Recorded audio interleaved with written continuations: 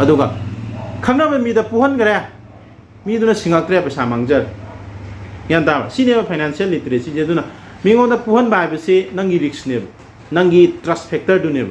सिमा तांग जनुने खंगोक दुइसे पैसा पुगे हाइरक मीदो हरा हरना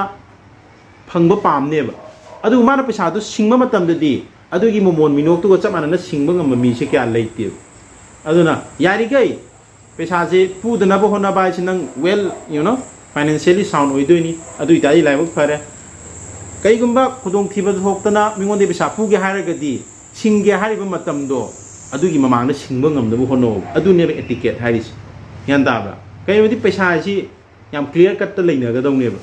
नंग पेरेंट्स का हैंग लेनबा इवन नंगी पार्टनर का बहुत पैसा क्लियर कटनेब नदी पैसा गातनेब इरांग थोइस सिजु फाइनेंशियल लिटरेसी की कनो पार्ट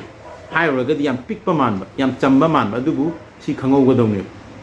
नोई नचिन नावबोग पैसा पुनरगा सिंगै सिंगते तोरी प्रक्ताद्र क्लियर कट अदो इंडिया की लोदा पैसा पुबजी सिंगते न कोर्ट चटपगे अदुबा कैमता लेते हाबा एफिडेविट ओइनगे इनबा और खंगदे मयाम तौद्रगदी लोगी मतुगिनसु मदु